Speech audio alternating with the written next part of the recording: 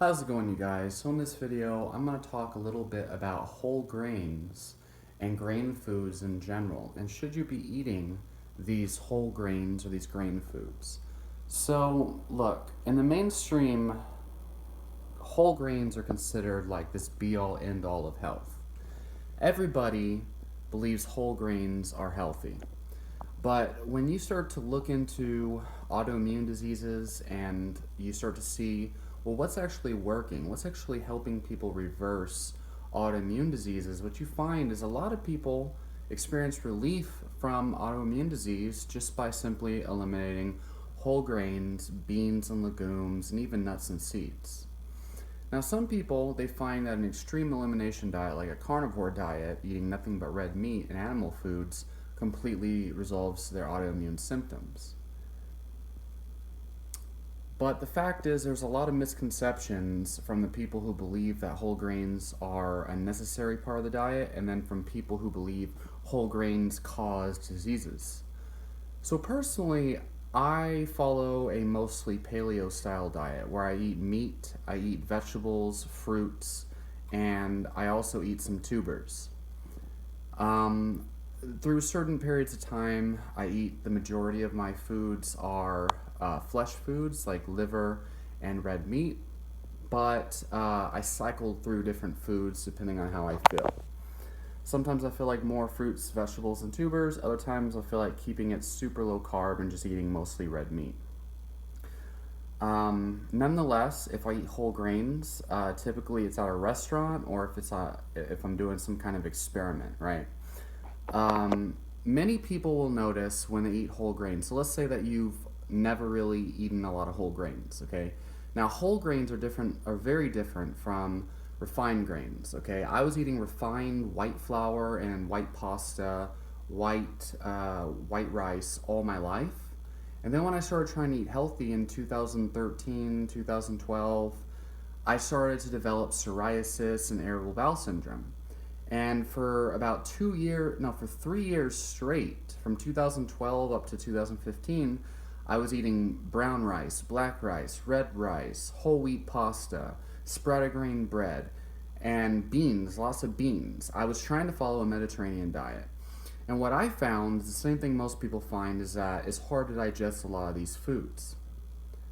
And so I was suffering from extreme irritable bowel syndrome, psoriasis, bloating, and anxiety, which was, caused by the fact that I couldn't breathe because of all the undigested plant foods in my stomach. Now, many people will experience digestive discomfort when they first start adding in fibrous foods, in particular whole grains. Whole grains and legumes and these types of foods are all seeds. Technically, they're all seeds. Whole grains, beans, legumes, nuts, seeds, they're all seeds. Grains are grass seeds, okay? But they're all technically seeds. And seeds are not meant to be eaten. Whenever you eat seeds, I'm not saying they can't be eaten, but whenever you eat seeds, typically any animal that eats seeds, the seeds are meant to be undigested and passed in their stool. Okay, when you harvest plants, when you plant foods, in the ground, in the earth, and you do gardening or whatever, you need fertilizer. Fertilizer is generally manure. It's animal poop. So these seeds are meant to go into the ground with our poop. Okay, and then they're meant to be planted. So that is why whole grains, beans, nuts, and seeds tend to be hard for people to digest because they're not meant to be eaten technically, okay? And that's why many people can eat paleo foods like tubers, fruits, and vegetables just fine because these are actually the flowering part of the plant after the seed has blossomed. And that's also why some people can eat sprouts. Okay, now here's the flip side. Paleolithic people and indigenous cultures for thousands of years have been consuming whole grains, beans, nuts, and seeds, and a variety of plant foods, including tree bark, also insects, and all these other different types of foods, fecal matter, the fermented intestinal contents of ruminant animals, you name it, human beings have eaten it.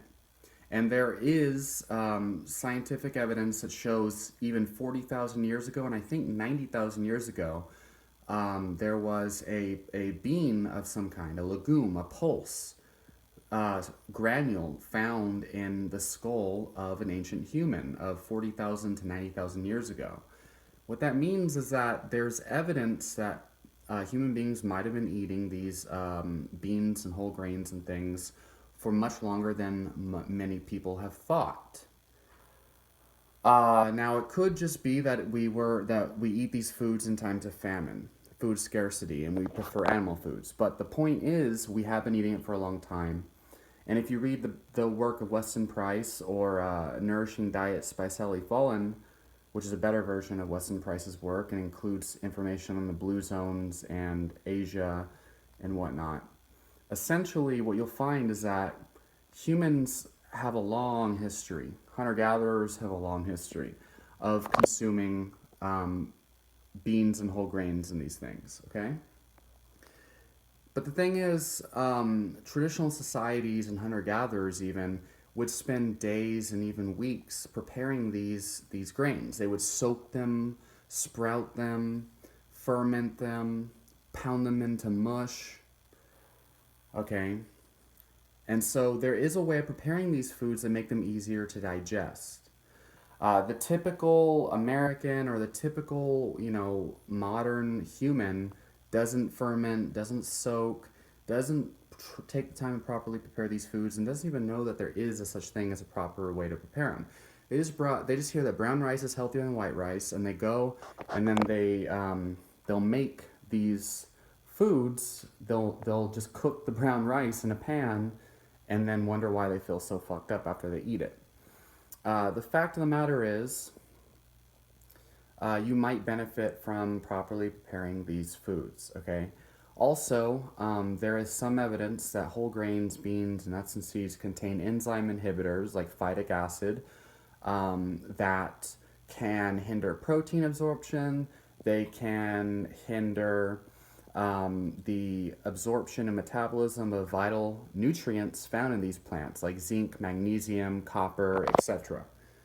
And so plants, things like quinoa, might be high in magnesium, but they contain anti-nutrients that can possibly hinder the absorption of these minerals, which means it's hit or miss on how good the bioavailability of these nutrients actually are.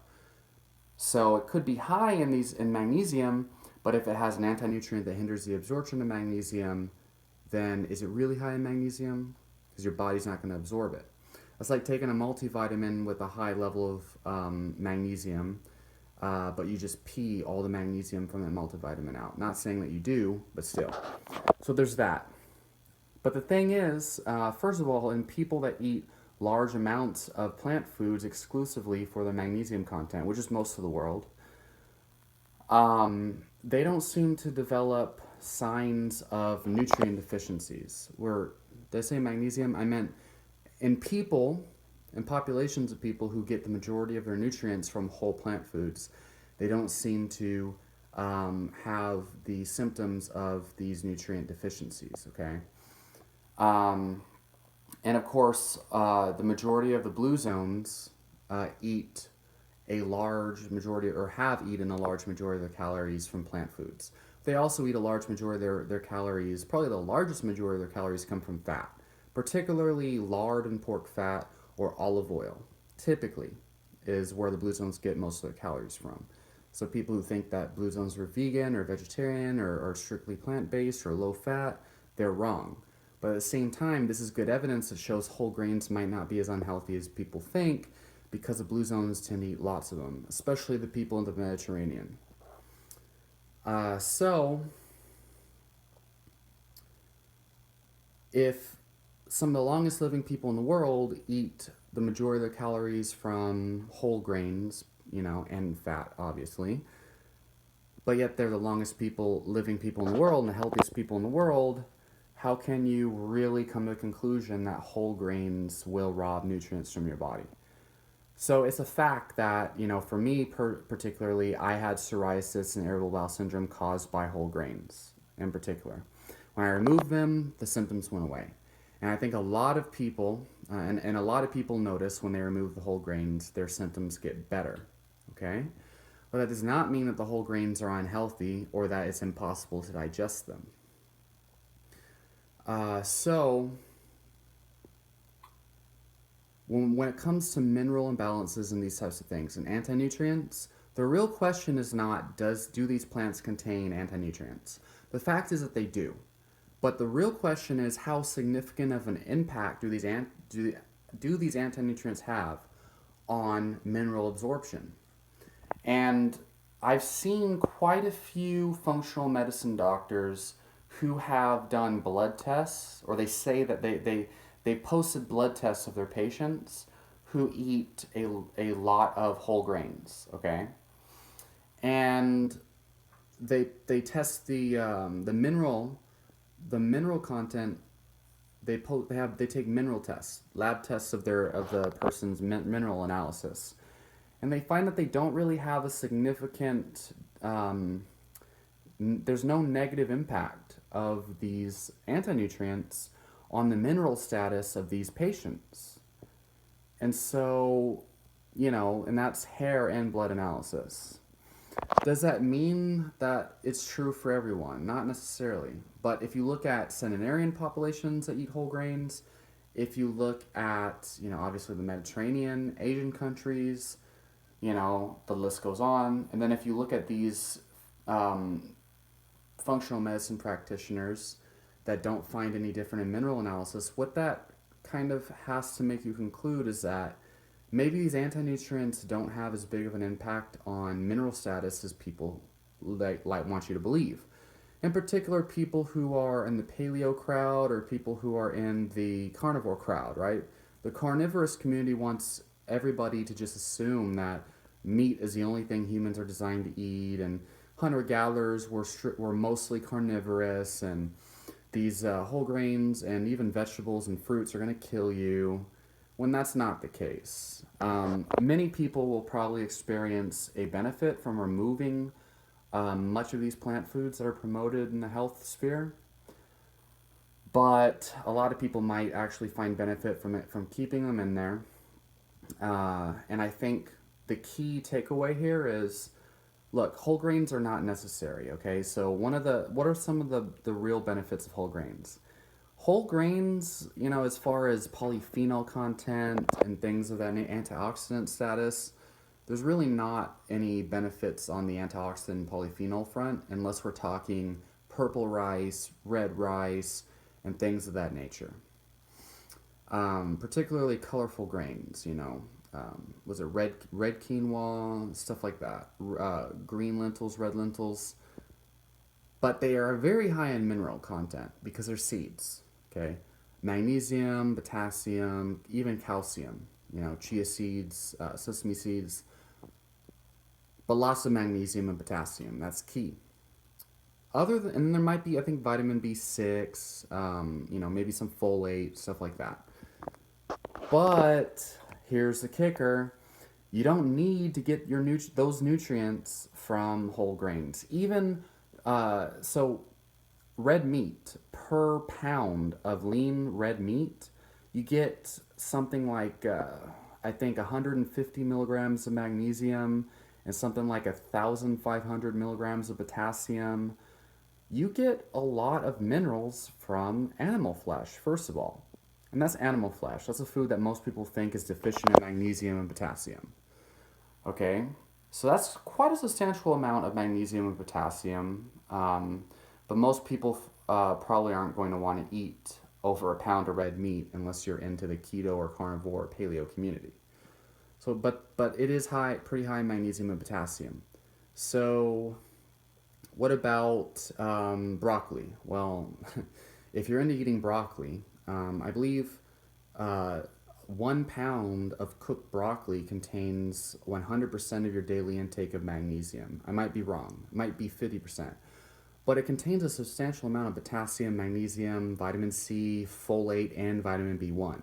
These are all nutrients that in particular are found in whole grains, and it's one of the only benefits of most of these grain foods is the mineral content and some of the water-soluble nutrients. and vitamin E content as well, but you can find vitamin E in these foods too. What about bananas and fruits? Well, there's a substantial amount of magnesium, potassium, vitamin C, and even vitamin E, and vitamin B1 and folate in things like bananas, blueberries, citrus fruits. And so, what I'm saying here is whole grains are not necessary. They don't provide any benefit that you can't get from other foods. But if you can tolerate these foods, it's not the end of the world if you consume them. So they're neither good or bad. I would consider them a neutral food, and they're a cheap source of nutrition for people who can tolerate them and, they're okay with a higher carb diet. Obviously, so refined grains are going to be a lot easier to digest because they don't have the outer shell of cellulose and fiber. So you can eat those with a lot less digestive problems if you eat like white rice and refined grains. The problem is they're low in fiber and low in the synergistic nutrients required to metabolize that food. And I think that's a huge thing is number one, the high glycemic load of refined grains, and number two, the low nutrient composition. It kind of makes you wonder what is the point of eating this food in the first place, other than calories, which you could get from a better source. So there's that. So